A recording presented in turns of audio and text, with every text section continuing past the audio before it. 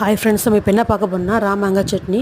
ராமேங்கோ சட்னிக்கு தேவையான பொருட்கள் வந்து ராமேங்கோ, அப்புறம் வந்துட்டு வெங்காயம், காரத்துக்கு ஏற்ப பச்சை மிளகாய், மிளகாய் வத்தல், இது எல்லாத்தையும் ஆட் பண்ணிக்கணும். தேவையான அளவுக்கு உப்பு சேர்த்துட்டு உங்களுக்கு எந்த கன்சிஸ்டன்சியில் வேணுமோ அந்த கன்சிஸ்டன்சி அளவுக்கு வந்துட்டு வாட்டர் ஆட் பண்ணிக்கோங்க. நல்லா கிரைண்ட் பண்ணிக்கோங்க. கிரைண்ட் பண்ணிக்கிட்டு அப்படியே ஒரு டிஃபன் பாக்ஸில் ட்ரான்ஸ்ஃபர் பண்ணிடுங்க. இது வந்துட்டு ஒயிட் ரைஸுக்கு ரசம், சாம்பார், புளிக்குழம்பு, தயிர் சாதம், லெமன் சாதம், புளி சாதம், தக்காளி சாதத்துக்கு தொட்டு சாப்பிட சரியான சைடிஷாக இருக்கும். நெக்ஸ்ட்டு வந்து நீங்கள் இது வந்து இதுக்கு தோசை இட்லி கூட யூஸ் பண்ணிக்கலாம். அருமையாக இருக்கும். சப்பாத்திக்கு சைடிஷாக தொட்டு சாப்பிட்டுக்கலாம். இதே மாதிரி நீங்கள் ட்ரை பண்ணி பாருங்கள். இது வந்து இஞ்சியும் ஆட் பண்ணிக்கலாம், தேங்காயும் ஆட் பண்ணிக்கலாம். அது ஆப்ஷனல் தான். உங்களுக்கு அந்த ஃப்ளேவர் பிடிச்சிச்சுன்னா நீங்கள் தேங்காயும் இஞ்சியும் ஆட் பண்ணிக்கோங்க. ஃபைனலி நமக்கு வந்து ராமேங்கோ சட்னி தயாராக இருக்குது. நீங்கள் இதே மாதிரி வீட்டை ரெடி பண்ணி சாப்பிட்டு பாருங்கள். மறக்காமல் நம்ம சேனலுக்கு சப்ஸ்கிரைப் பண்ணிடுங்க. நெக்ஸ்ட் வீடியோவில் பார்க்கலாம். பாய் ஃப்ரெண்ட்.